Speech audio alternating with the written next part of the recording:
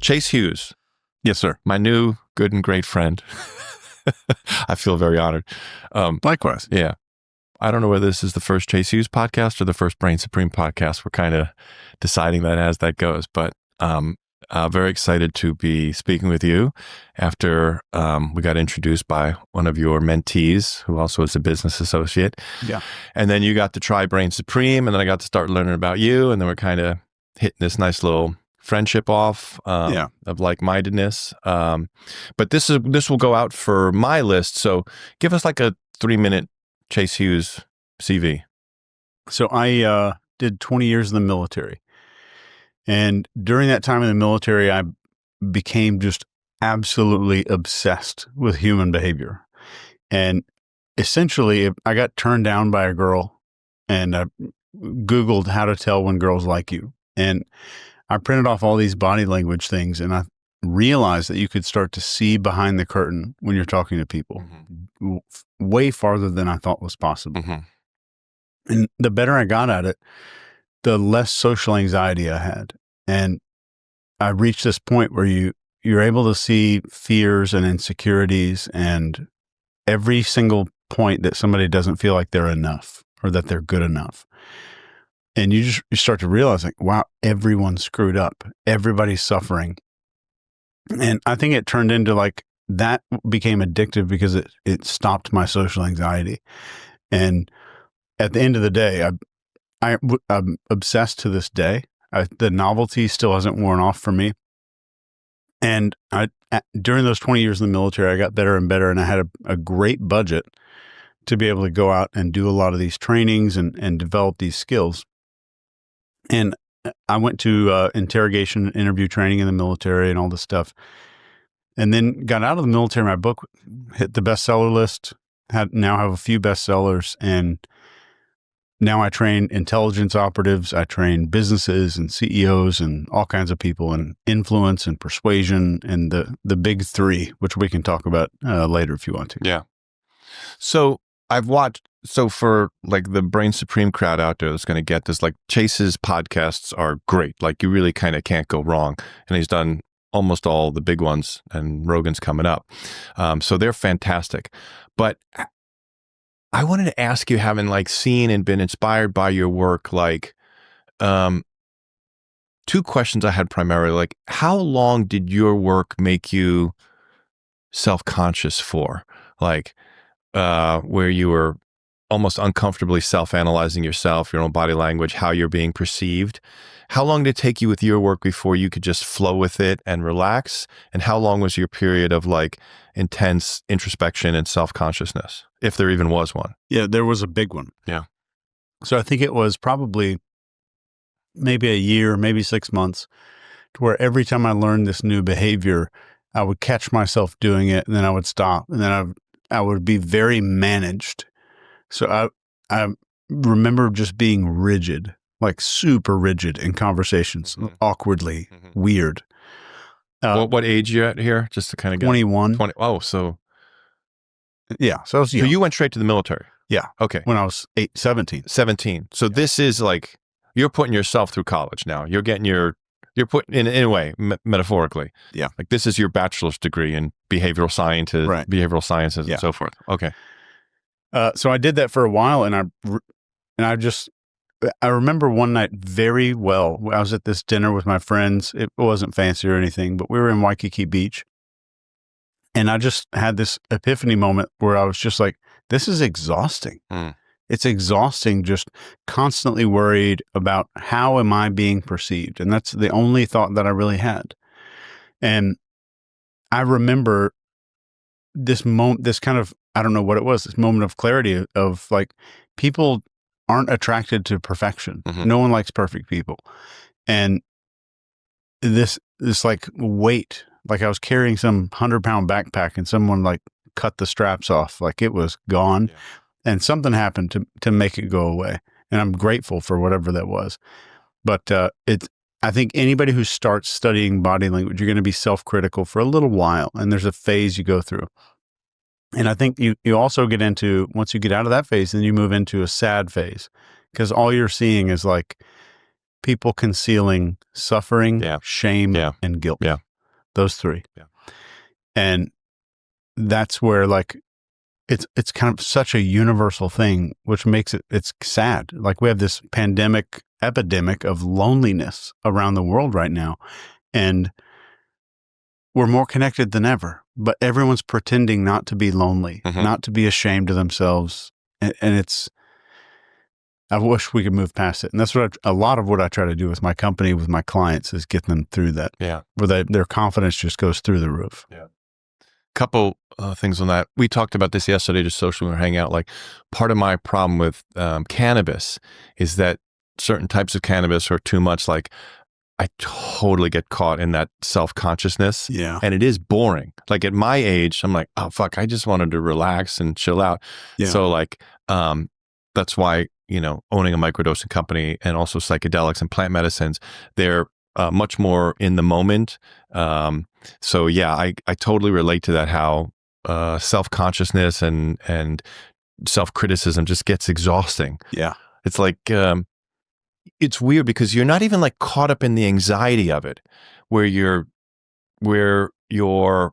feeling unworthy, you're feeling insecure, you're feeling inadequate. At a certain age, which you hit really young, you're just exhausted by it. You're like, oh, this is boring. Like I want to just be present, Yeah. So that's very kind of interesting. The next question, as I've been kind of studying a lot of your podcasts and also your demeanor, like the way you come off in podcasts, like how do you have any concern that could be, because obviously, and I know you're committed to making everyday folks of all different levels of success, economic success and so forth, happier, healthier, more well-adjusted. But you're giving sociopaths and psychopaths like a really good operating model as well. Is that ever like a source of concern for you? Or is there something about psychopathy where sociopaths and psychopaths, like they can't do it all the way? So there's still going to be some chinks in the armor. Man, that's a fabulous question. So to answer the first part of that, I view it as kind of like I'm a psychological arms dealer, but in the best way. That if you read my book, like this giant ass chunk of paper right there. I got to get the camera. Yeah. The Behavioral Ops Manual. Just like that. It's quite something. The first half of it, if you read it and get really, really good at behavior profiling, even if you're a psychopath, some empathy is going to start creeping in. A little bit of empathy is going to start creeping in. But if I'm Smith and Wesson, 99.9% of people are going to use what I make for good. And I've just got to sleep at night because of that. Yeah. And there's more people that'll get it for good. Yeah. And I think we have been dealing as a species with psychopaths and sociopaths for a long time, really long time. There's nothing new. So I think that we have evolved an instinct when we get around those people to not say that, oh, that's a psychopath, because not even I can spot a psychopath like within a couple hours. You just can't do it. But we all have this little feeling of something's off, something doesn't add up, something's not right. So we get those little feelings, and a lot of people ignore them because the psychopath created so much dopamine in their brain. And so for anybody out there, like any conversation you have where it feels absolutely fantastic, and then right afterward, you don't feel good anymore. Hold on. I want to call a timeout. Maybe for people listening, but for myself, like draw the distinction between sociopath and psychopath, because I think most people meet a lot more sociopaths kind of along the way. But so what's the distinction in your definition, between psychopath and sociopath? If you just want to like a basic Post-it note version of that, sociopaths have no concern for human feelings. Psychopaths have no concern for human life. Oh, there we go. That would be the difference. Okay, great. Got it. But anytime, like if you have a conversation and it feels good, and then afterwards you would need to return to that to feel good again, you may have been dealing with a psychopath. So if you have a great conversation with a grounded person who is humble and kind and honest, you're going to feel good after that conversation. You're going to look back on it and smile. The good feeling is going to linger for a while. Yeah. So that's one of the key indicators that our brain is sensing, our ancestor part of our brain is sensing something and trying to say, hey, something's not right. Yeah.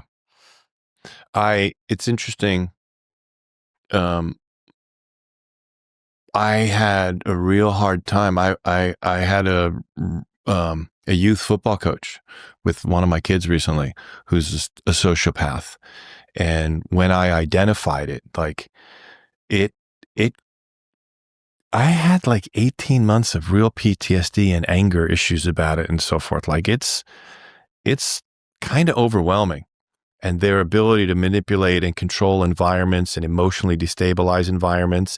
And then the way they cleave with children, it was just the worst because like the kids didn't know anything. Like if you were a second string or something, like you got no training, no understanding, no empathy. You were just non-existent, didn't matter. Yeah. And then the first string kids were even always questioning. So like that young person's sense of worth had to be filtered through the head coach in order for them to feel good about themselves. And so as a dad observing this, like it was literally making me crazy. And he was doing the same thing amongst the adult coaching staff. And it's really traumatizing for people around it, man. Like it can, like in the cannabis industry and so forth, like I had a lot of people who like did me really dirty and really wrong. I think about them far less than this 4 months I spent with this one football coach. Yeah. So I'll tell you the reason. So step one of the sociopath playbook is for anyone that's in my circle, anyone around me, my first step is to get them to associate feeling good with pleasing me. Mm-hmm. And to get them to seek external validation for who they are, their self-worth, feeling good, all of that. So I make all of who you are is external. Yeah. Something outside of you. Then I make that first and then I become that. So the first step is let me make you kind of look around you to compare yourself with other people. You'll hear them talk about other people a lot. Like, oh, this guy's doing this, that guy's doing that. This kid, I don't know.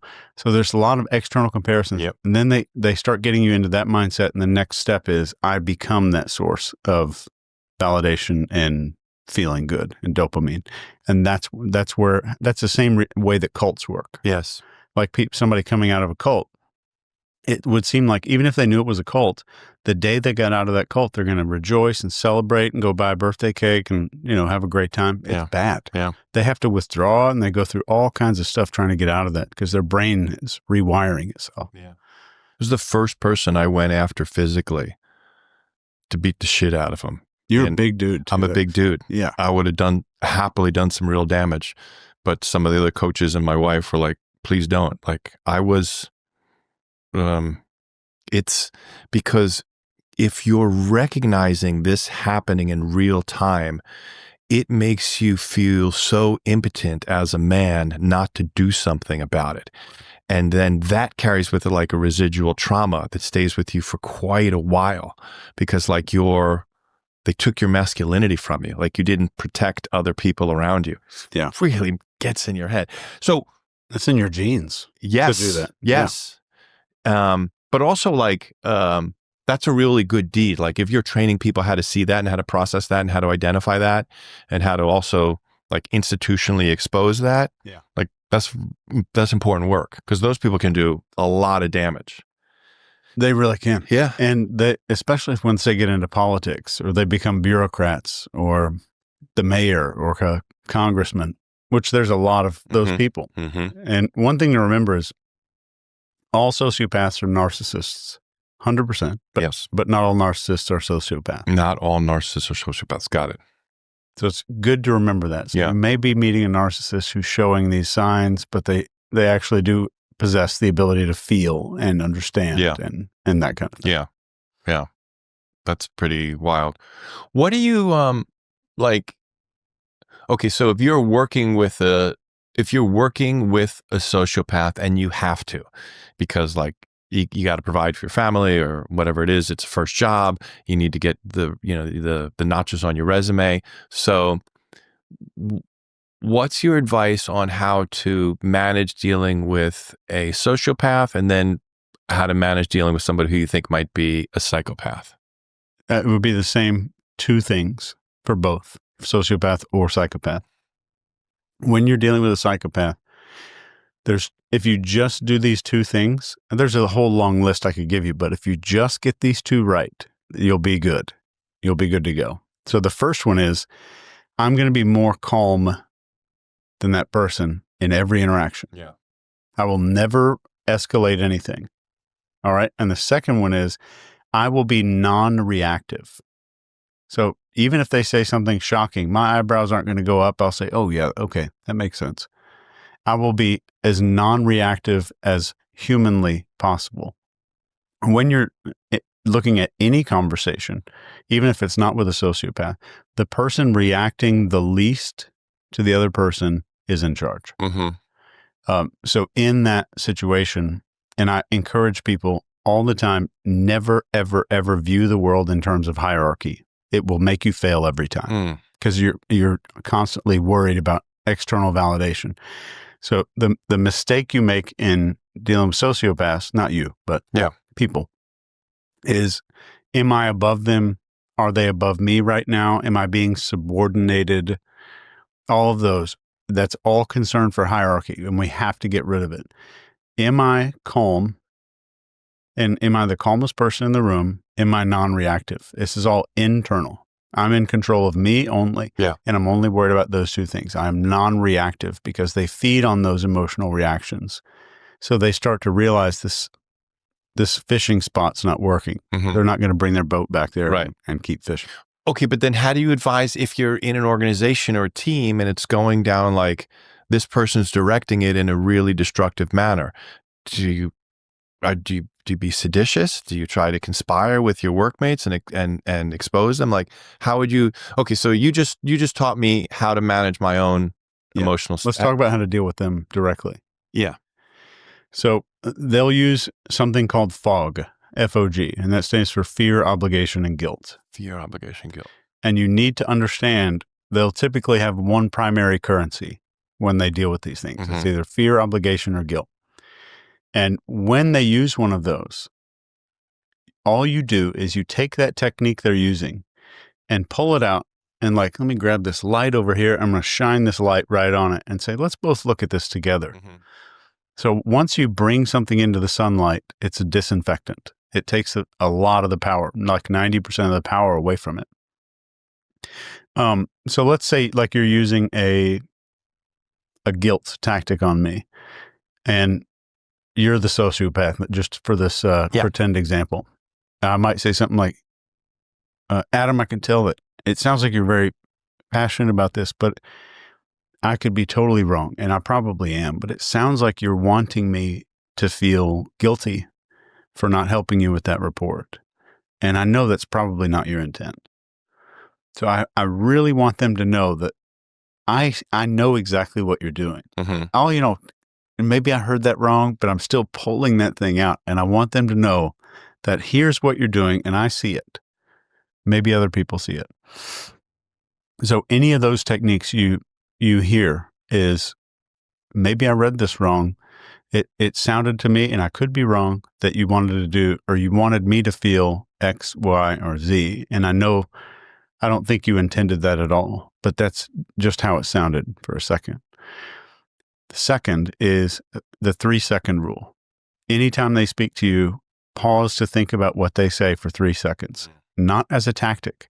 If you do the 3-second thing as a tactic to like win over somebody, it's going to look weird and awkward. If you do it to consciously think about and consider what they just said, use that time instead of weaponizing that time to think about what they said before you respond.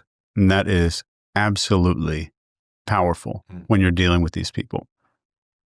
The final one is, the final one I'll talk about here, when they say something that's like gaslighting, manipulative, maybe using fear and obligation together, they're kind of like in this really run-on sentence, which you typically hear, especially with gaslighters, a very run-on sentence. Ask them to repeat it. So the more they repeat it, they have to go back and gaslight again. Yes. Ask them to do it again. So they are having to put their thing out there where you get to hear every word again, and they've got to make it a lot more public. So they're not just brushing over a bunch of stuff. Would you say that if you're a newer person in an organization and the sociopath has the hierarchical power over you within the institution, they're your boss or in a superior in some way, like, is there any point in bringing it up, or just protect yourself, get your credits, get your paycheck, and then when you're ready to make the move, step out of that company? Like how much would you advise a young person getting into like the professional space to take the sociopath on? I would never take them on. I'd work with them. So essentially you become Dwight Schrute in that situation. But you kind of go up and you still do those things. You're like, maybe I'm hearing this completely wrong. I know you've managed a lot of people. You want to help them to feel important. Yeah. You've been in a leadership position for a long time. So I'm sure you didn't mean this, but yeah. Maybe I heard this wrong, but it sounded like X, Y, and Z. Yeah. So it's a compliment, call out the technique. Compliment, call out technique. And what's the likelihood that the sociopath is going to identify as you're the one person that's not, that's essentially calling bullshit in some kind of way, and they're going to get forced out? Like, one of two things will happen. Number one, they'll say, I need to use, this person's less manipulatable, which means you're also not going to get as many rewards. Mm-hmm. Number two is, I need to be more covert with this person. So I need to try different tactics. And if they view it as a game, then they'll just be more covert. Yeah. What's the, I guess being in the military, you might have dealt with this. What's the longest you've kind of been able to hang in there with a sociopathic boss or colleague? Well, the thing in the military, you don't choose your boss. Yeah. And you can't choose your subordinates. They're chosen for you. Right. And you can't fire people. So you've got to train them and make them better. So I've had sociopaths above me and working for me before. And it's a challenge. And the longest I've gone, and you just have to deal with it. And so the way that I've dealt with it is to send messages through people to that person as much as I possibly could. Everything was written on email. If they had a conversation with me, I would write them a follow-up email later of everything that we talked about. So they know everything they say. And even if it was mundane, they said, hand me that water bottle over there, and then we're going to meet next Tuesday. I would write them a follow-up email. Hey, glad I was able to get that water for you. We have this meeting next Tuesday. So their brain starts learning everything that I do with this person is going to be on record. Yeah. So it's a very covert, subtle way of putting them on notice. And how set, I guess let's deal with sociopaths first, because we know more sociopaths. We probably interact and deal with more sociopaths. How set is the sociopathic brain? Can they unlearn that? Can they become present, comfortable, empathetic? No, absolutely not. Wow. So when a sociopath goes to therapy, they learn masking techniques. Here's how to ask questions that sound empathetic. Yeah. Here's how to make conversation. It's typically there are some research projects underway right now that are exploring guided laser modifications to the amygdala. So these people will have misshapen or different volume of amygdala than normal people. So they're doing some studies on it, maybe that we can cure it by changing the physiology instead of the psychology. Wow. And how about with because I know you're adept with some psychedelics and so forth. Any evidence that the sociopathic tendencies get mitigated through psychedelic experiences? I haven't seen any research. My personal opinion, just as a neuro dude, is that I think there's a very good chance that if you get a high dose, like 5 grams plus of psilocybin or something, that these people could get their first ever feeling of empathy. Not that it's going to permanently install it, but now they have a reference point. They finally get to see what everyone else feels, because every sociopath thinks everyone's like them. Mhm. They don't think that you're manipulatable and you're not like them at all. They think the world is just all Yeah. lies and trickery. Yeah. So they finally get that first feeling of like, oh my God, when I saw my girlfriend in college cry, this is why she cried. So they finally get to get that taste. And that's their first one. And then a couple months later, you do another one. I think that could be transformational for them. Yeah. I really do. Okay.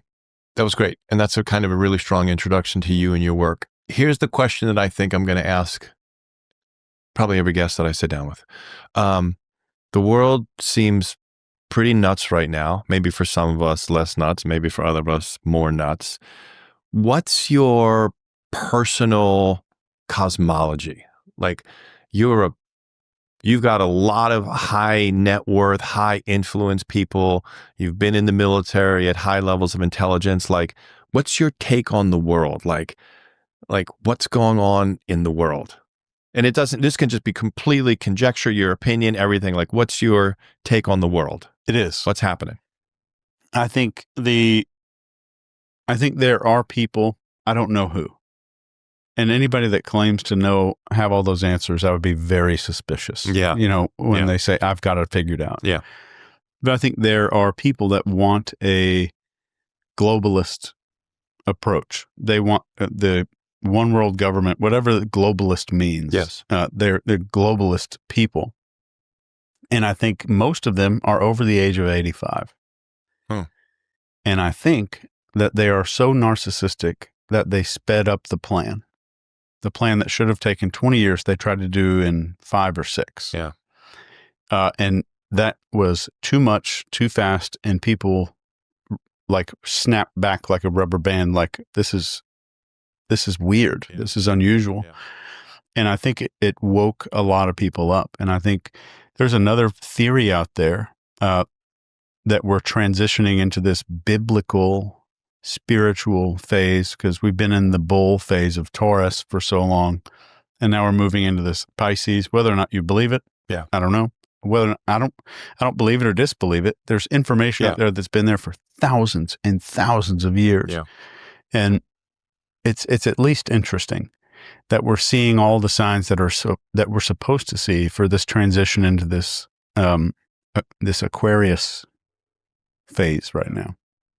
And even at the end of the bull, like, this is where during this period of the bull, the period of Taurus, we had the heifer, the baby calves and stuff that all across Israel and all that. And now we're in this new thing. And whether or not it's true, I don't know.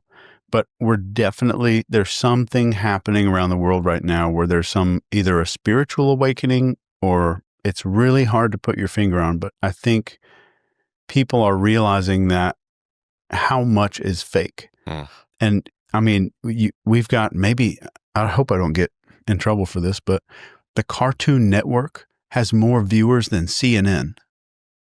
Oh, yeah. And the top podcasts. I mean, you put Rogan, Danny Jones, Chris Williamson, Patrick Bet-David, they're knocking the shit out of all the major networks put together on a daily basis. Don't meet their viewership. And I think it's because people are disgusted with simulations now. Yeah. Everything's simulated. The simulated narratives on TV, everything's fabricated and fake and made for some kind of narrative to script how it's being perceived in a very specific way. And I think people are waking up to it. And I think they're sick of it. And I think people are craving some kind of authenticity, to where I'm going to watch a guy. I have no idea where it's going to go. I'm going to get this 3-hour thing. It's totally authentic. It's purely raw. I may have a DNA scientist on there talking about LSD for no reason, just because it's fun to talk about. So I think we're starving for something real, and we're seeing things. And this is great. I think for anybody listening, one thing I've told my kids since they were little is, if you see a product for sale and they can't tell you the problem that they're solving, you need to be terrified. You need to be very scared, because the problem they're solving is not something that they want to talk about. Right. So my son, his name's William. The other day, he shows me this thing for this new mask that you put on, like a VR headset thing made by a big social media company. And I told him, like, go to the website for that and find on this website that's advertising this new product, what is the problem that they're solving? Because you look at Amazon, they can get you packages faster. We're going to do it overnight. They're very open about the problems they're solving. He couldn't find it. And I said, that needs to be the biggest red flag of your life. Yeah. The problem they're trying to solve is loneliness and a desire to escape from life. And that's horrifying. Right. And it's an anesthetic. So they're not selling some productive VR goggles. Right. They're selling anesthetic. Right. Which is sad. That's really sad. That's a good piece of wisdom for a young person, because then they can discover it on their own as well, come to the realization, which is important. You know, it's interesting that you mentioned about this craving of authenticity, because like with music, particularly with my 16-year-old, who, like 13, it was, you know, what I call mumble rap and what's the when they run somebody's voice through the auto-tune, you know, it's like mumble rap and auto-tune. Yeah. But now that like 15, 16, it's like Noah Kahan, Zach Bryan, like the music is like pure singer-songwriter, authenticity. So there's this interesting thing. And also like, what's awesome, both my boys are kind of jocks. All right. One's like football, basketball, the other's high level soccer. But the jock kids, like in this day and age, like they're really nice kids. Like the whole, like maybe when we were kids, like the jock bullying and all stuff like that's kind of been blasted out of them. But the other thing is that they don't want anything to do with like wokeism, inauthenticity. They're ruthless on each other in the way they take the piss out of each other and joke and tease. Yeah. And they demand a certain level of authenticity about that. And then musically, what their kids are kind of attracted to these days is that same push back towards authenticity. Like there's still, you know, as we saw, like even in last night's Super Bowl, there's still like this big cultural push for auto-tune, mumble rap, all this kind of shit. Yeah. But like, you know, I'm fine with kids, like they want to go see like, you know, like belter or singer songwriter kind of things like that, which is really, that's really encouraging. They're surrounded by everything fake on Instagram and all that every day. The people are fake. The makeup is fake. The boobs are fake. Everything that you're seeing on there is some simulation of something that is real. How much does it affect you as a body language reader with all the surgeries and Botox? Like how much does it affect your ability to pick a jury, discern if somebody's lying, if they've had different Botoxes and they have an expressionless forehead? Or it's just the fact that they would push their forehead to an expressionless space, an indication of their psychology? That is one indication. But if a body part's not moving, I'll ignore it and look at something else. Oh, okay. So you get the cue from somewhere else. Yeah. Okay. And I mean, it's not just body language. We're looking at statement analysis as well. So like one of the famous questions that I ask is, I want to determine whether you know what locus of control means. Yeah. So a person either believes the world happens to them or they happen to the world. So if I did one case for a major grocery store where a lady slipped on a piece of cantaloupe or something and hurt her back. And I was not working for the lady. So I needed to find people that have an internal locus of control, right? Yeah. So we just asked the question, how does a person catch a cold? That's it. Right. So we get one side of the people saying, well, these kids are wiping boogers on the escalators. Nobody's washing their hands. People are coughing all over the place. They're not wearing masks. They just give all of these reasons. Right. Then the other group of people says, well, I catch a cold because maybe my diet wasn't good. I didn't take vitamins. I didn't sanitize when I should. I didn't wear a mask. It was all their fault. Yeah. So it's fascinating that we don't need that much body language if you know the right questions that are going to reveal the psychology that you need. Interesting. Okay. Interesting. So my follow-up, going back a little bit towards the conspiracy, your personal cosmology, Okay, I have there's two spheres of the way conspiracy happens. So pre-COVID and pre-Epstein's Island, I believed in what I called the theory of confluence. Okay, that my shitty greedy idea goes to some Bilderberg or some international gathering and at Davos, and it meets your shitty greedy idea, and we're like, hey, we can make a bigger, shittier, even more greedy idea. And so it just happens by confluence that these ideas, they kind of come together. All right. I've known for years about single origin point, like whatever Illuminati, black nobility, whatever you might want to call it, but that there's like either one or many centralized organizing points where the shitty, greedy ideas are centrally organized beforehand. So pre-COVID, pre-Epstein Island, I believed in the theory of confluence. After COVID, I have no choice but to now believe in these single origin points. Large scale planning. Yes, large scale planning. Where, in your kind of cosmological view, is it confluence or single origin point or a few different points? I think on the large scale, that's single point. I think there's a very direct outcome, but I think there's a lot of confluence that's helping everybody to get there. So like there's a ship captain, there's a navigator on that ship, and they have a GPS waypoint they need to reach. Let's say they've got to sail to Tokyo, and they know where they're going. There's a whole team of officers and stuff on that ship that know the destination. The guy running the engine doesn't really know where they're going, but he's participating. The guy cooking the food down in the mess hall he's not involved with that navigation, but he's part of it without knowing that they're part of it. Right. So I think that confluence is the other wealth, like ultra high net worth people that might be participating and helping this ship to run while not really knowing what the end destination is. Yeah. That's how I view it. Yeah. Yeah. And then there's the autocratic class that basically does the dirty work. And that's reductionism and paycheckism, I think. That, hey, I got to feed my family. This is what I do. I'm just doing this one little single part. I'm not the guy making the plan. I'm just the guy following this little part. So I think they work in conjunction with one another, which is what's so interesting about what Trump's doing right now, which we were speaking a little bit on the way out over here, is that he's literally isolating the head of the snake and de-incentivizing the financial autocratic class that's underneath it, saying, hey, maybe you might get investigated. Maybe you were involved in some pretty bad shit. Here's an 8-month buyout, and we're probably going to look the other way.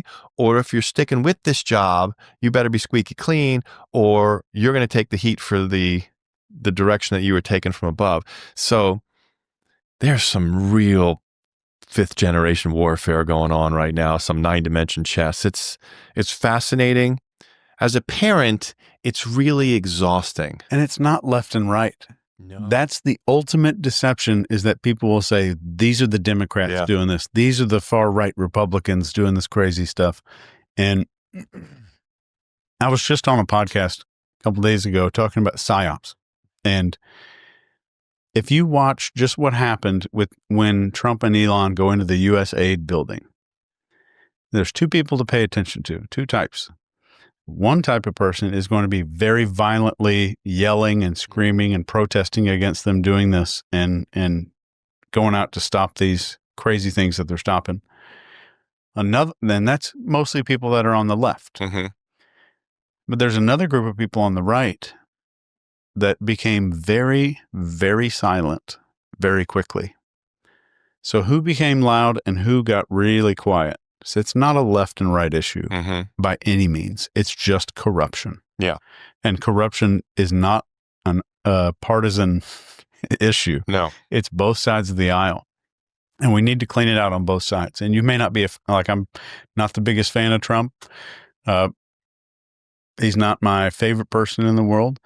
But if I'm going under heart surgery, I want a psychopath. I want a narcissist.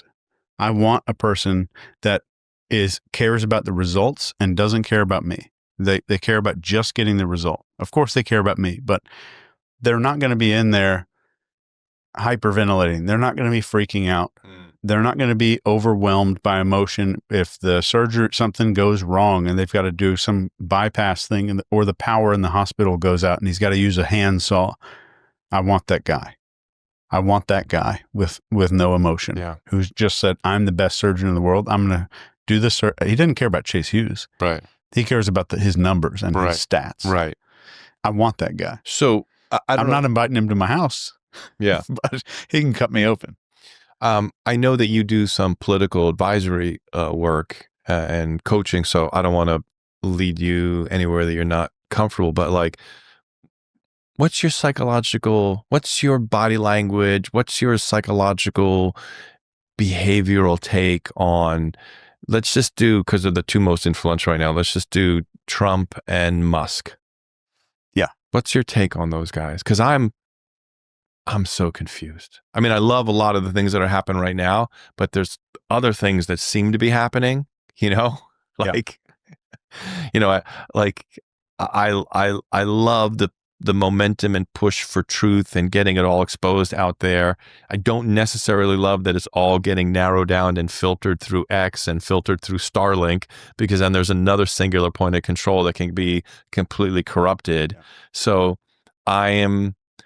I don't know, savior or antichrist? Like, what's your take on these two guys, if you're comfortable with it? Because I know you might have some professional relationships there. That's all right. I think both of them.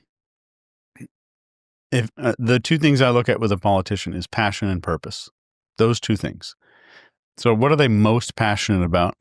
And with some politicians, you have no idea. You don't know what they're passionate about. They'll go to one city and say one thing and use a certain accent. Yeah. Their whole entire personality, like a sociopath, will completely change when they go to that next city. Yeah. But I think if passion and purpose is clear, like it was for JFK, and JFK had the clearest passion, the clearest purpose. He communicated his plans in advance and wanted to execute on everything that he said. I love any politician that has clear passion and purpose, because they're going to be authentic. And I think that's one of the reasons. Same thing with Joe Rogan, is that Trump is real. Yeah. It's not scripted. Yeah. He's not going off cue cards. He walked onto the Joe Rogan podcast. There's no notes. Right. He didn't bring an iPad. He didn't put questions ahead in advance. He didn't demand to see the video. And even you can listen to Joe talk about it. He said, like, he slid this release across the table. Trump didn't read it. Just, whatever, release whatever you want. And that's what people are craving. And I think we're so disgusted with fake stuff that's why he won that election. Yep. Yeah, for sure. And it's the same with Elon. Elon's not afraid to like dance and look silly and say exactly what's on his mind. Like when he's talking to the Disney people who were threatening to take ads off of his platform. I loved that. Yeah. And there's that one where he's borderline crying and doesn't try to conceal it. When he's talking about when Buzz Aldrin was disappointed in him. He doesn't try to hide that. And it's refreshing. Like, our ancestral part of our brain is wired to seek certainty and predictability. So if I have someone that's clearly talking about what I can expect in the future, my brain goes to it. We don't follow the best person. We follow the most followable. Mm-hmm. Write that one down if you're listening. Our brains are hardwired to follow the clearest message. Follow the clearest message. Yeah. Okay. It's interesting, and not to kind of get this narcissistically, but so when it comes to Brain Supreme and when it comes to marketing, first off, I have a brand. So I have a wealth of coaching experience. Like, I've probably had more one-on-one coaching conversations about how to microdose than anybody in the world. Yeah. There's much better mushroom people. There's much better brain people. Like, I'm not even close. I'm not even in the top 10%, but I've had a lot of conversations on how to do this, probably more than anybody else. And so when it comes to marketing in this day and age, I'm like, I want to give everything away immediately up front. And then if you're interested, keep listening. If you're not interested, I don't want to string you along. Yeah. Like, we just had this thing where there was a health guru who, my wife and my son have some persistent health issues.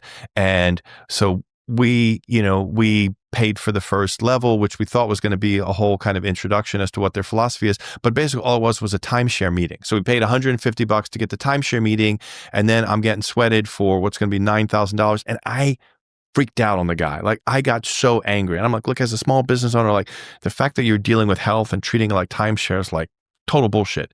So yes, like what you're saying about Trump is so true. Like, just that upfront authenticity, people completely crave that and they respond to that, and they've never needed it more. And the thing that's so shocking in this day and age is that, like, you might not, like, what's happening in the mind of people where they can't perceive that.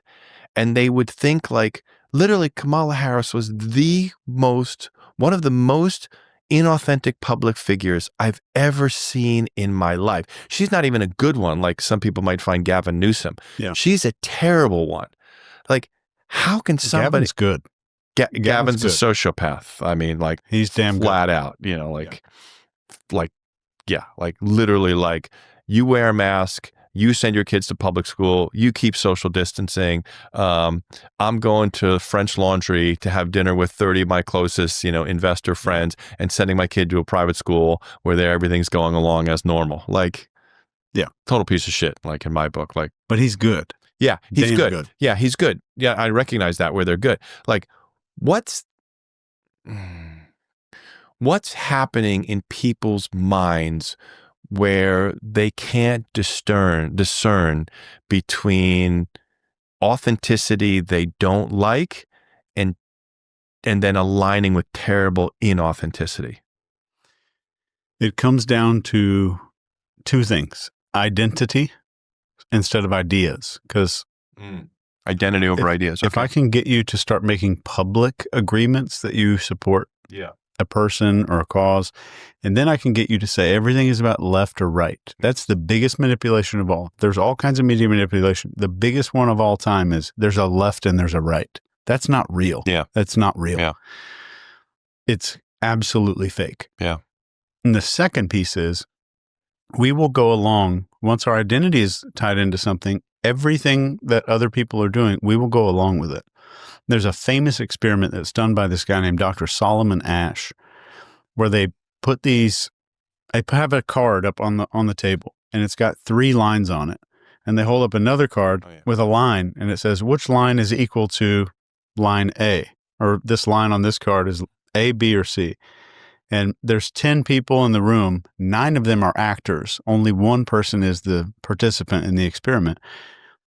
Clearly, like a golden retriever would know that the correct answer is A. Mm-hmm.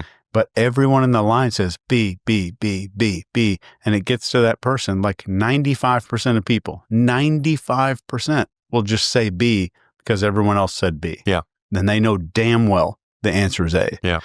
That's what's happening, I think. And it was clear, like, she had no policies, no ideas. Her personality changed based on who she was talking to, which is a huge, huge red flag. Yeah.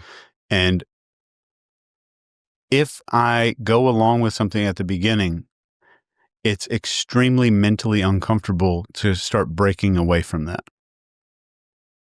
To go against all of those people saying now that. it's your identity. Yep. Yeah. And it's who I am. Tribal identity. Yeah. Yeah. And we have to stick with that identity. But what that identity also does, it's confirmation bias. Mm-hmm. So no matter what kind of news that you might hear, like you might hear something great about Trump, they're lying. Yes. They're stretching the truth. Yeah. You hear something bad about Kamala, if you're her supporter, you're like, they're assholes. They're smearing her. This is a campaign to destroy her. Yes. So your brain literally processes reality differently. Yeah. So it's a different reality for a lot of those people. And it's not just the left. People on the far right, equally delusional and equally in a false reality. Yeah. Yeah. Like I voted for Trump this round, loving a lot of what he's doing. I'm really supportive of him, but I have a rule in my life. Like, if you got COVID wrong, if you weren't smart enough to smell bullshit with COVID, like I put you in a real fine box, especially if you're an organizational leader, government leader, religious leader, business leader. family, I can give you a little bit of a break because you're inundated with fears and all these other things. But if you're leading any kind of organization, you got COVID wrong. Like for me, like because there's too many super wise, too many smart people in the world who also had the integrity and the vision to get COVID right. So like the fact that Trump like kind of got COVID wrong, like he was like saying some things about hydroxychloroquine and ivermectin at the time, but the fact that he like gave in to Fauci and let it get shut down, like there's still a reservation on my end. But even as somebody who's now leaning like much more conservative, and I'm very aware of the left-right paradigm, so I don't want to buy into it, but like there's certain, I feel that this is kind of what I always used to say. It's actually not true that lemmings just run off cliffs. That was made up, by the way. Know that. Oh, it's amazing. So what happened, like for our listeners, lemmings are these little hamster-like creatures. I think they're in like British Columbia, but the general gist of what I'm saying, this is a lot about like me as a human being. Like the general gist of what I'm saying is truthful and directed towards truth. Facts might be wrong. So check it out. But I believe the story goes, Disney was shooting their first in the 1950s wildlife nature documentary.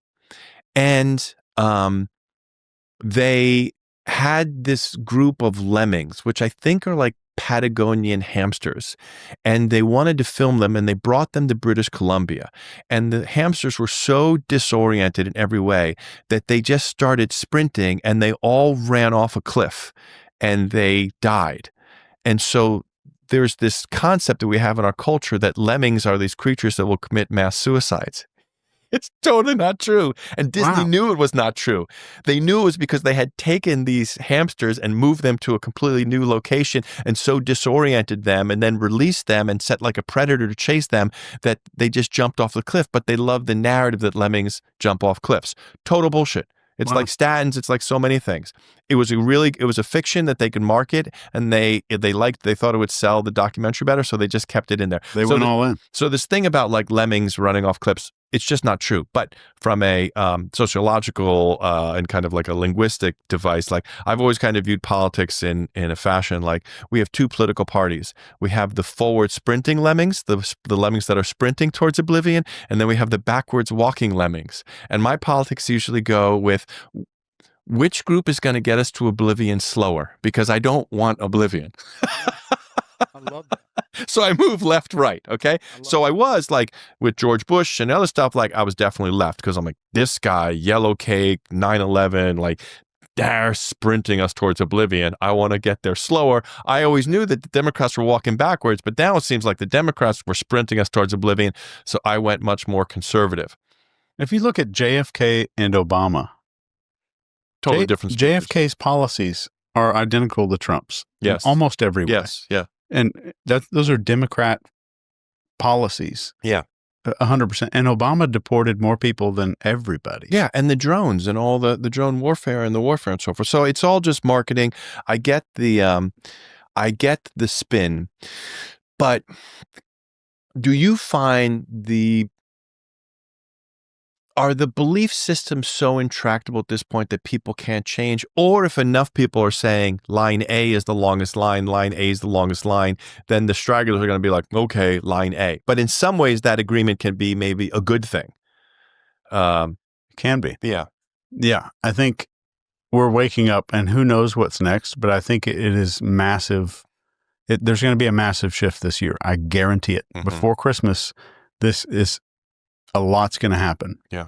There's some things I can't talk about that I know are going to happen, but we're going to have a lot of shifts happening.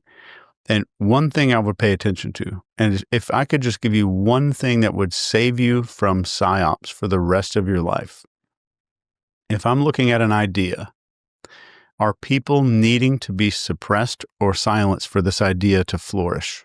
That's the only question you ever need to ask yourself, ever. Are people needing this idea to be suppressed? Or no, am I having to silence people or suppress people in order for my idea to be popular? Right.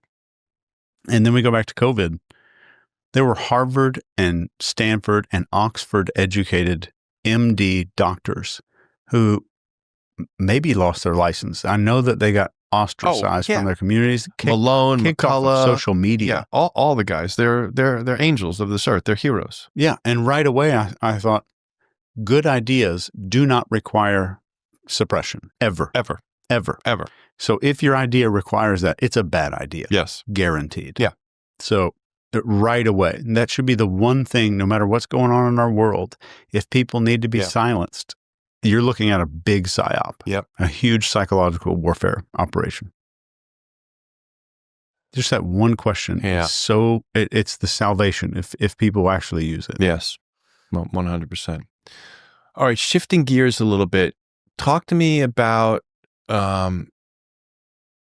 your personal story with psychedelics, how they've helped you heal, gain insight, define and redefine who you are as a human being and kind of modern behavioral scientist. Like, how have you used these plant medicines along the way, and how did it start? It started for me. I got diagnosed with a bad brain disease a few years ago, and it was temporal lobe epilepsy with a possibility of mesial temporal sclerosis, which means your hippocampus is eating itself. And Eating yourself all the time, or just when you would have the seizures? During the seizures, mostly. Okay. Most of the time. And during a seizure, no matter if it's like body shaking or like an absence seizure where somebody's just kind of like out of it, you're losing like 1 million neurons a second. And how many do we have in total? Trillions. Okay. But still, it's not insignificant. Right. And it depends on where you're losing those neurons. Like you lose a few thousand in your spinal cord and you're a goner. Your heart stops. Wow. So in reality, it's bad. And I got to a point where I couldn't recognize who my wife was. I didn't know who she was. Oh, man. And we were driving in for my daughter to be born into labor and delivery. And I didn't know. And this is not too long ago. Yeah, it's 14 months ago. Oh, wow. Yeah. So I was at a point of having 9 seizures a day. So you were already like Chase Hughes, behavioral scientist, and on your way and doing all this great work. Okay. Yeah. But I had been having these seizures for 2 years, and everyone had been seeing me, but I have amnesia for all the seizures. So everyone thought, oh, Chase Hughes, he's studied neuroscience and all this stuff. He would know if there was a problem, he would go to a doctor. I didn't remember any of these seizures. I never remembered them. So one day we're on YouTube. We have a YouTube show called The Behavior Panel, and we're filming that show. And I had a seizure on camera, and I got to watch it back. Instantly, I knew that is temporal lobe epilepsy. I went to go see a doctor. But you never had either anybody in your world who was like, hey, dude, there's something wrong. Like, you never had like an intervention like that? Yeah, because they thought like, well, Chase, you looked really tired last night. And I'll say, yeah, maybe I was. I had a few conversations like that. Yeah. But I went to see a doctor, a neurologist, and they gave me medicine. And the number one side effect of that medication was seizures. And I looked it up, and it was probably the best medication.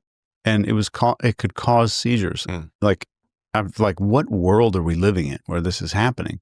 So I go see a bunch of people, and I get started on methylene blue, which I think you and I both take. Yeah, we're both fans. So methylene blue, for our audience, like, definitely worthy of a deep dive. Yeah. It's Chase is probably better at this, but it was a turn of the century dye that was used for canvases and blue jeans and so forth. I'm not quite sure how they realized the people who were working the dyes like weren't getting sick or were experiencing like better health outcomes. Like, how did they make I want to stay with the main gist. One of the things I want to do in my podcast is I want to finish the main trend of thought. You ever have that where you're watching a podcast and you get a tantrum? Oh yeah. No. You were so close. So I want to go back to the personal story of the psychedelics and how you got there. But like, just a little side foray into methylene blue. I know there's a guy named Dr. Group who's really has some great lectures on methylene blue and so forth. But wasn't it like the people who were working the dye were having certain like health outcomes better than than the rest of their colleagues in these kind of terrible early 19th century working conditions or 20th century working conditions? I think they realized that a few years later. But initially what made it a huge discovery was this bioengineer who invented it was starting to goof off with it at home, and he was dyeing stuff on microscope slides. But when he would take a little slice of a rat brain and you stick it on that slide, all the methylene blue soaks up into the neurons. Like it has what's called a neuronal affinity. Right. So it sucks into all the brain tissue. And then he injected a couple of rats with it, killed them, did an autopsy. And every neuron, brainstem, brain, everything in the entire rat for neurons was blue. The whole nervous system. So it can transverse the blood-brain barrier. Big time. Okay. But how did he know this was a beneficial transversing, not a negative transverse? He didn't at first. Okay. He started taking it, but then they figured out that it stops free radicals. It lessens tons of free radicals in your body, which are, we don't have time to go into it, but reactive oxygen species and reactive nitrogen species. Yeah. And so during that process, maybe 40 years later, they discovered that during that process, the methylene blue molecule will suck up electrons and then donate those electrons to healthy mitochondria, giving your body more energy to heal itself. So, which stops inflammation and oxidative stress and all kinds of, like, the root of most diseases, inflammation, oxidative stress, and low cellular oxygen. Yeah. That's most disease. So I started taking this methylene blue stuff, and I thought I need neuronal repair and neuronal protection. And nicotine is one of the strongest neuroprotective chemicals out there. Yeah. I know it's addictive, and I know it's... No, is it? Or are the additives that they've added to it addictive? I think nicotine itself is addictive, but not unhealthy. Is it addictive in the way of, like, even taking a product like Brain Supreme can be kind of like you develop an emotional attachment, or is there a physical, is there an actual neurochemical physical? I think there's a dopaminergic pathway addiction. I'm not sure. So that's probably different than psilocybin, because psilocybin is zero. Yes. Okay. So there is something in nicotine. Okay. Yeah. So nicotine is very neuroprotective. But when we're talking nicotine here, we're talking pure tobacco that's grown and extracted. Non-tobacco. So there's no... Just nicotine. Yeah, but you have to grow tobacco to get... Or is there nicotinic acid in other products? Well, you can get the distilled nicotine in, like, patches and gum and other... You can get nicotine pills as well. But are there multiple plant origins for nicotinic acid, or does it originally all come from tobacco? I think there's a tree that grows in this latitude called a Yopon holly. Oh. That might have... Interesting.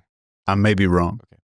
It's truth-ish. But just for the listeners out there, like, there's from a health outcome standpoint, from an enjoyment standpoint, like, major difference between smoking pure organic tobacco versus cigarettes and tobacco products. Yeah. They're not even close. They've been so adulterated. Yeah. Okay. So you're using nicotinic acid, you're using methylene blue, and then that's also you needed the neuronal repair. So that's the exposure to psychedelics kind of. So there's 4 pathways. I needed to stop brain damage, and that's methylene blue and extremely high dose melatonin. Oh. So most people take 4 milligrams. I take 200. 200 a day. A day. Still. Yeah. Okay. With in a suppository, because if you take it orally, your liver, it's called the first pass effect, is going to just obliterate those molecules, like 95% of them. Okay, so melatonin in suppository form.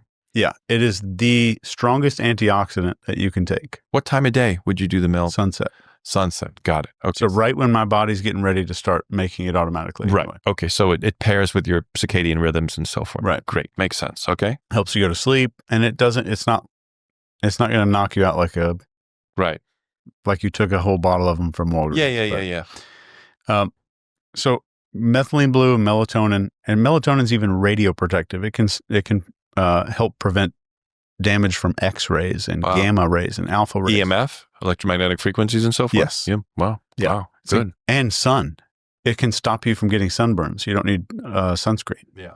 Which is unbelievable. I've found and been reading, also Dr. Jack Kruse, another tangent, but we're going to come back to it, that because I've always had this personal belief that you excrete oil through your skin. So the more rancid oils you're taking in, the more likely you are to get sunburn. There seems to be a massive correlation between the development of toxic sunscreens and sunburn. That was my personal belief since like the late 90s. And then also Dr. Jack Kruse is doing this research about light, that when you wear sunglasses and you block the UVA and UVB from absorbing your eyes, it blocks the alchemical process where your body releases the certain compounds that it needs to properly absorb and assimilate UVA and UVB and not burn. And since I started doing like really those three things, like I'm a little red today because, I did my son, it was very warm here this weekend. It's beautiful, bright and sunny. And I missed my morning workout because I had to like farmer's market and then leaving at 10, get to the field by 11. He's got an hour warm up and then games from 12 to 2. I did an outside dumbbell workout in the sun and then 2 hours in the sun. But like sun felt great. Yeah. While my brother is like hiding with a hat on in the shade. I'm like, no. So it's a completely different process. If you just clean up your oils, never use sunscreens. You can use some coconut oil, or you can make tallow sunscreens, like natural sunscreens, but I didn't even do those. And then also stop with the sunglasses. Yeah. And that's, once that sun hits your eye, it's a 3 chemical process. It's opsin, melanopsin, and melanocortin. There you go. Those are the 3 big ones. There you go. Okay. What was the catalyst for this integrative approach to repairing your brain? It was you read the medicine that they put you on, that your brain doctor put you on. You realize, oh, this leads to seizures. Yeah, threw it in the garbage. Okay, what was were you just sniffing it on the internet? Had you had some exposure? Like, what was the catalyst that directed you towards this more natural and integrative way of healing? So it was a triangle. I wanted to repair, protect, and reconnect. It rhymes even. Repair, protect, reconnect. There you go. Yeah. So I have methylene blue and melatonin up in repair. And protect, I have this kind of semi-high dose nicotine. And reconnect, just in case there's some holes or pockets that the roads are blocked, right? I want to rewire around those roads. So I need to drastically increase my level of neuroplasticity. So I started microdosing psilocybin, and that dramatically and I'm not saying like I did this for 3 weeks and I was better. One day. Day one, everything changed in an instant. By the way, I hear that is not uncommon. We've sold about 10,000 of these now. And in about 40% of the people, like it's day one, like, wow. Yeah. Like I had no idea my brain needed it that badly. Yeah. It's like you didn't know you were thirsty and then you're like, oh my God. Yes. Yeah. This water is amazing. Yeah. My thing is it's water with minerals. It's like you're an athlete and you've had nothing but like mineral depleted, electrolyte depleted water. And then all of a sudden you're an athlete and you're out competing for a day and you're having water with really good electrolytes and minerals and good salts. And you're like, oh my God, like I didn't realize I could function at this level. It's not shroomy. It's not stony. It's all of a sudden your brain goes to thunk, like a new normal. And then you're questioning like, wait, this is how I should be every day. Like this feels so good because it's new, but it feels normal. Yeah. And I completely agree. It's such a gift from God, universe, whatever. Yes. And my first large dose with mushrooms, I think I did everything pretty right. I blindfolded, laid down on the couch, good music, no lyrics on. And I had a babysitter there. My only instructions for this babysitter were just shut up and help me if I get in trouble, but just don't say anything. Yeah. Let me go through this process, which should be everybody's. If somebody wants to talk you through an experience, run. Yeah. Run from that person. But it was so profound. So let me just for like everybody out there, there's a difference between holding space and intruding upon that space. Yeah. Okay. And if you're going to do a high dose on your own with somebody who you trust and love, define it that clearly. I just need you to sit here. Maybe you can put, if there's if it's like really intense, and I might even ask for it, you can put my hand on a chest, squeeze a big toe, but like literally like just you'll know. Yeah. You'll know if I need help. Don't think you need to come running in. Yeah. Okay, please go on. So, and that was my first like dose of mushrooms that was a big dose. So this is fairly recently. Yeah. Oh. And it was life-changing and it was spiritual, and it was like it's so far beyond how language can describe anything. Yeah. But it gave me the feeling, and whether this is correct or not, I don't care, but I view it this way.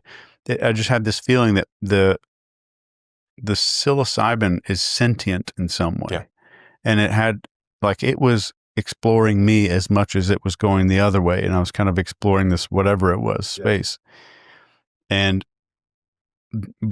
when I woke up the next day, I'm thinking, how many seizures are we going to have today? Do I have any meetings where I'm on a Zoom call where I'm going to look like an idiot because I have a seizure in the middle of this call? Just like I'm processing every day. I'm used to doing this every day.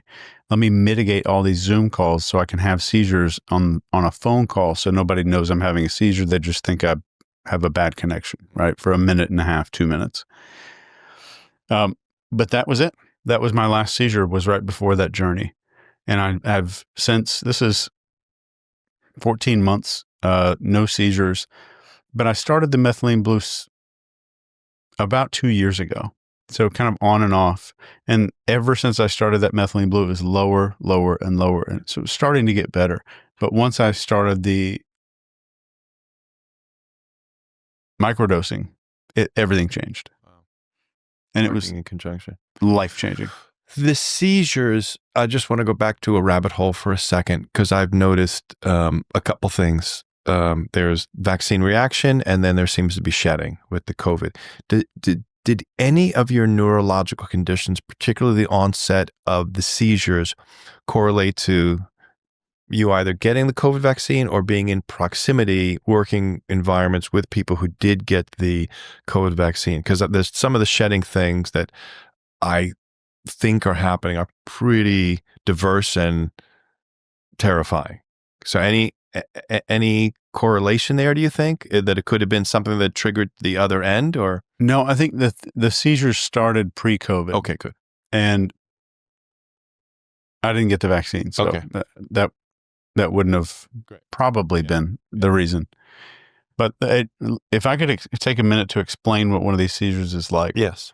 It's not where you lay down on the ground and you're shaking. It's a completely different type of seizure. It's like a somatosensory parietal lobe seizure. These are temporal lobe seizures. And point to the part of the brain where the temporal lobe. So right around here. Okay, got it. This kind of like where you would put those little bone conducting headsets. Yes. That's for your temporal lobe. Okay. And so it's a seizure that just kind of like you zone out for like a minute and a half. But right before the seizure hits, there's like a 30-second period of they call it an aura, but it's the onset period. And you get deja vu that is so powerful that you think every human being around me set this up. I am being set up by every single person at this party or at this bar, this restaurant, whatever. Everyone's involved. There's no way that all of this could be exactly like this without someone setting me up. It's terrifying deja vu. Wow. And then it hits, and it's like a roller coaster feeling in your stomach, and then you're just gone. You have no motor control. You can't scream for help. You can't move your body. And during this period, the way it was for me anyway, I would have about 3 years worth of memories of a life that was not mine in this 60-second seizure.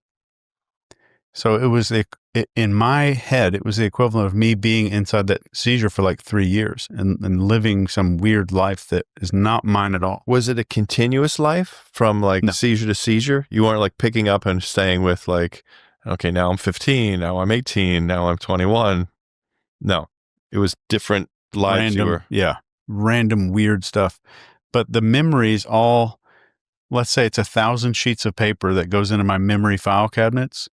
The seizure opens your real memory drawers and puts these things randomly into your everyday life. So you think the seizure was, because let's talk a little bit about past life and things like that, and DNA continuance, genetic continuance. So was the seizure opening up the drawer and dropping something random in, or was the seizure opening up the drawer and pulling something from another, but just in random, non-sequential order, so you couldn't make any connection to them? Was it messing with your DNA sequencing and DNA memory? Right. In all of the memories, I could say 100%, they were me and I didn't have this body. So I think absolutely there's a chance that there's some other crazy stuff going on. Joan of Arc had it. L. Ron Hubbard had the same condition. Oh, well, did you ever walk through the Scientology Center? No. Dude, you want to talk about like cognitive dissonance? So my wife was on Broadway, and she can sing her ass off. Let me interrupt you real quick and just say that like Van Gogh, Picasso are also rumored to have it, so we don't just leave off with L. Ron. Yeah, okay, got it. Make that the final memory. I just want to interject this one thing because it touches back and it's like a moment of comedy. So L. Ron Hubbard, the founder of Scientology, they would have Christmas parties and stuff like that. And they hired my wife to sing at one of these Christmas events. And it was a pretty good payday. And literally, we lived right down the block from the Celebrity Center. So we went and we sang and everybody was really nice. And they're like, do you want a tour? And I'm also a writer. And I'm like, yeah, let's see what this is about. So literally, we're walking down the annals of the Celebrity Center. And there's L. Ron Hubbard in the most cliched photographic image of L. Ron Hubbard, the ship captain, and he's got a ship's captain wheel, and he's got the ship's captain hat. L. Ron Hubbard, the pilot, and he's flying the plane, or he's he's holding the plane controls. L. Ron Hubbard, the novelist, and he's at the computer. Like 50 realms of mastery and expertise were all captured with these photo annals as he walked down the hallway. So I was like, and I said to the person giving us the tour, I'm like, how could somebody be masterful in all these different I mean, it was like carpentry, home building, chefing. I mean, it was just dozens and dozens and dozens of expression of mastery of a topic. And the guy who was giving us the tour, I'm like, how could somebody have been so masterful in so many areas? Well, that's just L. Ron Hubbard. And I'm like, you know what that sounds like? It was crazy. You know what that sounds like? What's it sound like? It sounds like Kim Jong-un. Oh, yeah. Like I could imagine that. Yeah. Where they say, Kim Jong-un has the world record for hole-in-ones. Every time he plays golf, every hole is a hole-in-one. Yeah. He's never missed a baseball hit. Yeah. Everyone's a home run. It was almost like that. And they were these like late 1950, 1960 kind of staged photos, beautiful photos in a way, but like so capturing the time. It was completely nuts. But okay, so L. Ron Hubbard. They would attract more people if it was just brutal and honest. And I mean, like you go to the Ernest Hemingway Museum, his alcoholism is on full display. Mm-hmm. No one is trying to sugarcoat it, and everyone loves him. Yeah. He's revered by so many people. Mariel Hemingway is a friend of mine. Right, but they're not giving 20% of their income to the Hemingway Foundation, so it's a little bit of a different. You need a different personality type in terms of your profiling. So, but okay, so go on. So sorry about that. So all these people have had these. You're in good company, or interesting company, I should say, when it comes to these seizures. So then you've got the methylene blue, you've got the suppository melatonin, the nicotinic acid, and then you also found macro and micro dosing. Yeah. And that was your return to health. And how long's it been? It's over a year now. And no more seizures? None. Wow. Zero. And I'm back to it well above 100% where I was even before seizures. I'm more cognitively present as far as I know. And everything that I'm saying right now, this may not be a solution. I may start having seizures tomorrow. But as for right now, it's permanent. Yeah, it feels very permanent. Yeah, that's really wonderful. And now your key people in your organization and your family, they know what to look for as well. It's not going to be like, did I have a nap or something? So that's very important. Okay. So, I know you're starting to you've got your masterminds, you've got, mentees, private coaching, your online presence, but you're also moving into the workshop space. So talk to me about your evolution, where you're kind of going with your career and how you're trying to take your behavioral analysis, um, um, combined with like in these retreats and psychedelics and so forth? Like, where's the next phase of Chase Hughes University kind of moving? Like, what's your plan? What are you working to do? How do you want to assimilate the different areas of expertise that you've acquired? There's going to be two. So the system that I teach is called the NCI. It stands for Neurocognitive Intelligence. And it's a behavioral system where you can read the room, like become extremely authoritative and confident without being a dick. Yeah. And also communicate extremely persuasively, like the most, I guarantee, the most extremely persuasive methods and techniques in the world, hands down. Yeah.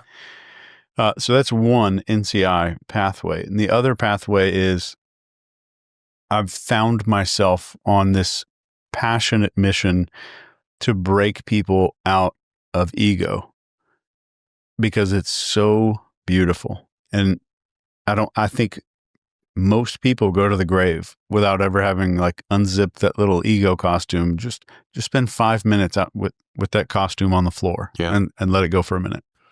So I've tried to, we've made a new part of our company that's called Exit. And it's kind of exiting the ego driven portion of life. And we have these retreats, we have courses and seminars and stuff for the NCI stuff. We have government ones and police and all this, like very serious, very grounded in science and all that. Then we have this Exit thing.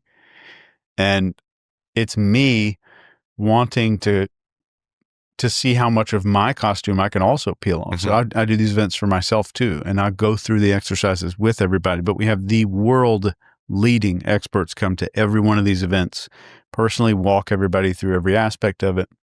It's a massive combination of extreme hypnosis and going on a few journeys that are very well guided from the leading experts in the world, and just an absolute 4-day process of absolutely making an event for your brain that you walk out of there and I am changed.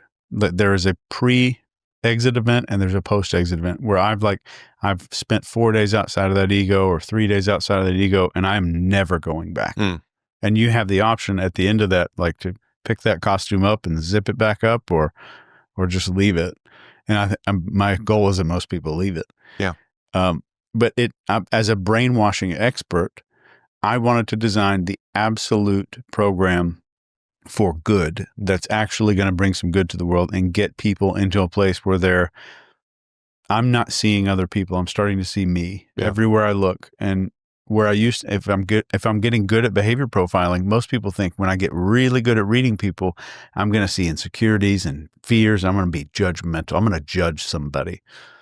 But it gives you empathy at first, and then you're not seeing all those insecurities and fears. You're seeing you. That's when you get really good and you get to this like other levels. Like I'm seeing me in everything and stepping out of the ego. So our first event is in Mexico here in just a few months. Oh, is it going to be, or are you going to shift it? It's going to be in Mexico because I rented a whole resort and I can't get money back. But our next one will be right here in Austin. Okay, good. So we'll have it in the show notes and everything. And then also people can just go to your website and so forth. What's the web address? We'll put it again. NCI. University. University. Okay. So they can follow up on these workshops. Please do. I make it like a 10x return on investment, and I make it to where like I do every podcast like my mom's going to watch, and I make every business decision like my parents are all going to see it and that they better be okay with it. Yeah. So I hope we get a lot of people there. Yeah. Well, I can vouch for your authenticity. We've been spending some time with each other now for sure. 100%. You know, I've often felt that the term brainwashing is, it's pejorative when it shouldn't be, because we all want dirty things washed clean. So it's really brain programming, false programming versus washing. Like I've always said, like that's just not the right term. Like brainwashing is the good thing.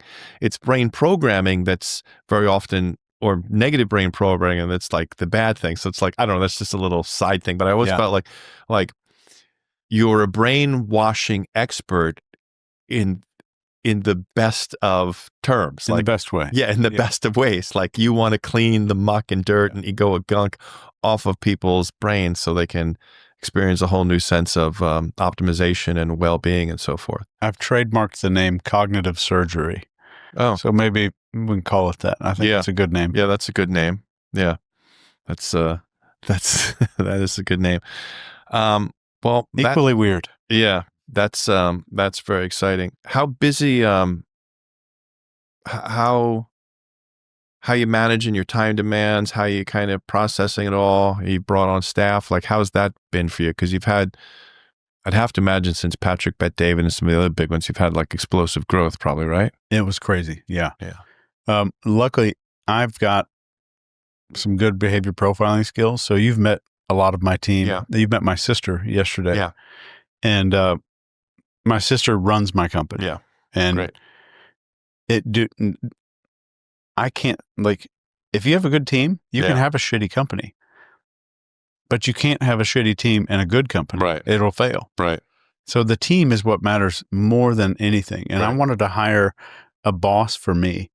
And maybe you're the same, because I'm not a business person. I'm an entrepreneur. I feel like I'm more of an artist. Yeah. And then I get into this situation where I'm a CEO of a company that's big, starting to get big. Yeah. And I'm having to deal with spreadsheets and earnings and it was nauseating and dizzying for me. I didn't want to do that. I can completely relate. Like I am so in need of like a CFO, kind of like somebody with some real authority and the numbers and the finances and so forth. We're still as a company at a place where we're kind of like homespun and a bookkeeper can just kind of reorganize everything. Yeah. But it's close that we're not quite like that anymore. So yeah, the organization, and it's stressful too. Cause like, you know, you've always said, like, I've heard you say, like, if you walk out of the house, you know, and you've got on a nice clean suit and you washed your car that day, but you know, your home is a pigsty shithole, that energy is going to follow you and perceptive people are going to get that. So a little bit of that pretender syndrome. So I struggle. I was like, oh, that's me. Guilty. Because I also have this other line that I share with people. I'm like, if you've got kids and you care about food and you fold your own laundry, there's only so many hours in the day, man.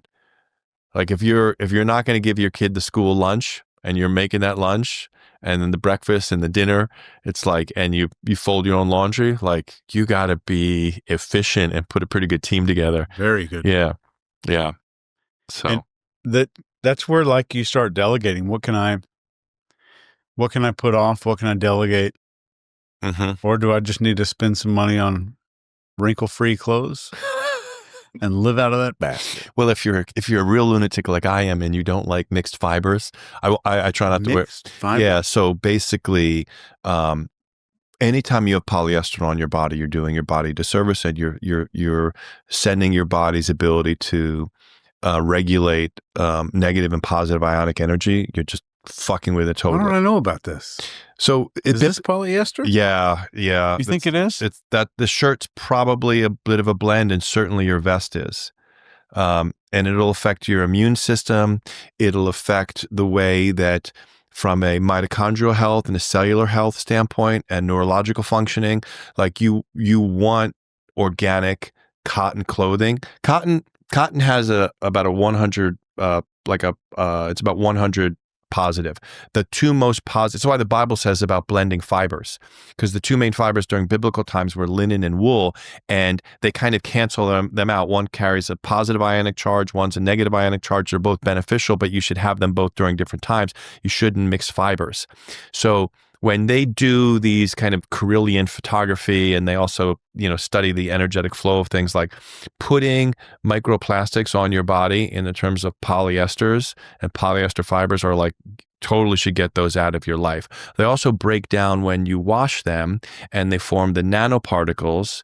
And then those nanoparticles, those nanoplastics, they're pervasive in everything, and they're also endocrine disruptors. It's why, I have this theory that we are, with the proliferation of body dysmorphia, transgenderism, homosexuality, like I have no judgment on those things in terms of somebody's life choice.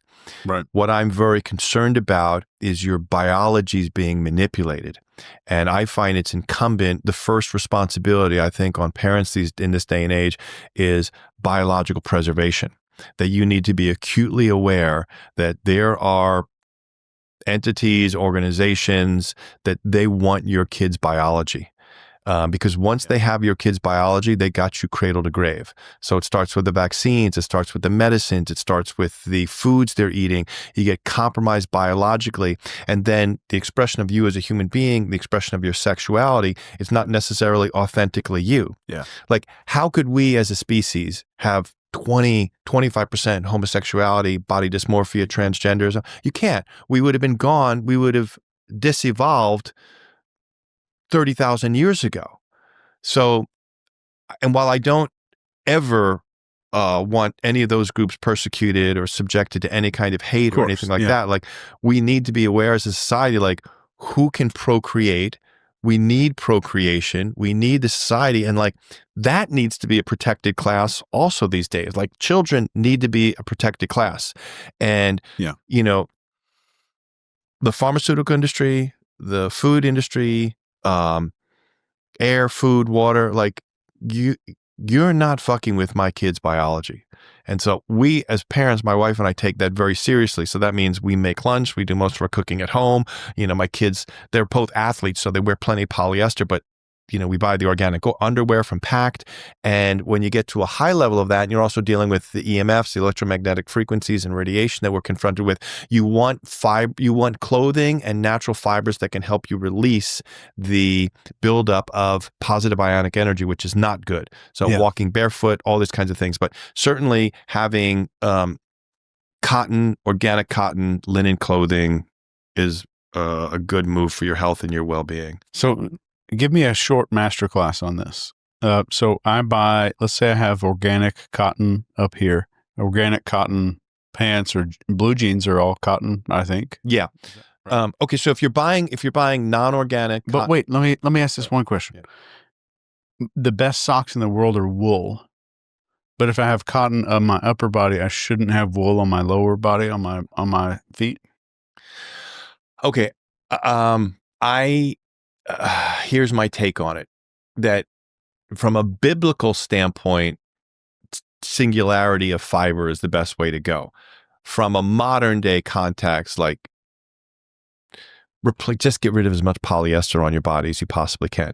If you've got wool socks and a cotton shirt, it's totally fine. It's better than having polyester socks and polyester underwear and so forth. The other thing is you can just do some hacks, like walk barefoot. Doesn't matter what time of day, sunrise and sunset is best. Just go walk on some grass, walk on some sand, walk barefoot, get a little natural light in your eye, a little bit of sunlight. I wouldn't want, if you really want to go far with it, if you can have singular fibers and so forth. And our footwear was pretty traditionally meant to be leather, which is kind of neutral. And so you can pass the positive ions. So you want to absorb negative ionic energy from the earth, and you want to release positive ionic energy. It sounds positive, but it's not. It means it's too much of a charge in your body. Yeah. So you want to release those charges, and that happens to the feet, and that can happen through leather and so forth. But if you've got rubber soled shoes on and you're living in the modern world, just try to walk barefoot like a couple times a day and take your shoes off when you can. So, but for me, as like a conscientious parent whose kids are still like playing football, playing soccer, all these things, like they sleep in organic cotton underwear. They wear organic cotton underwear during the day. They wear an organic cotton kind of t-shirt or undershirt.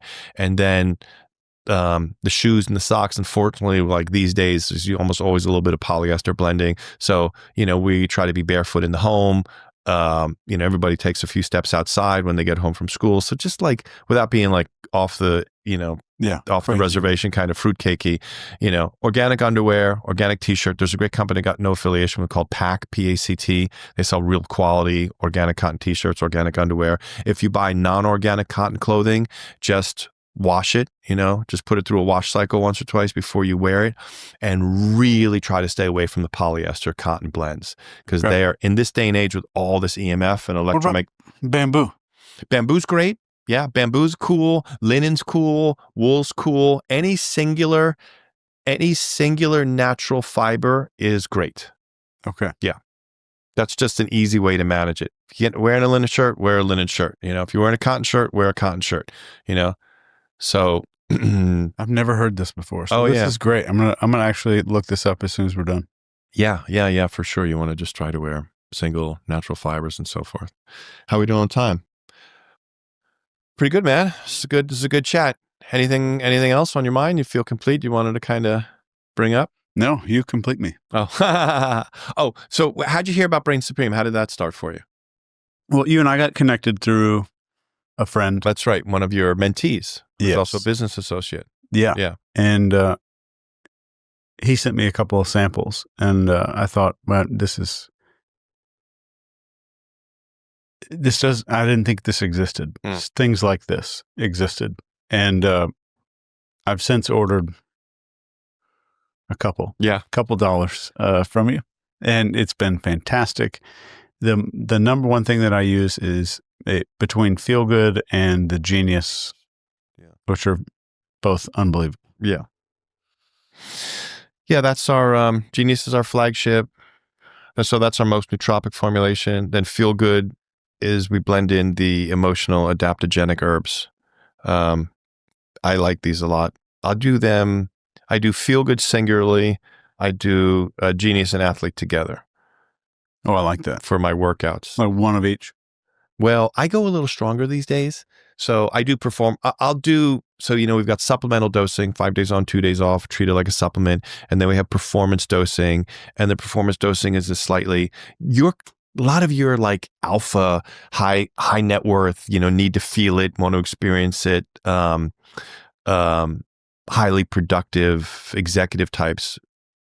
When I coach them, I'm like, look, everybody should start supplement dosing so you can figure out, especially if you're newer, but like my sense is that you want to feel it and try performance dosing. So performance dosing is, for me, it's 2 Genius, 2 Athlete, which is a 400 milligram microdose, which is a little bit on the higher side. Yeah. Microdosing tends to happen between 1 to 400 milligrams, but everybody's neurological needs are different.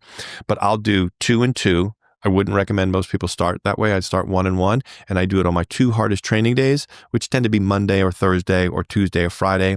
In the morning, empty stomach, about 35 minutes before I hit the gym. And we have this thing about perceptible, non-intoxicating, non-hallucinatory, but you want to feel some increased level of effectiveness.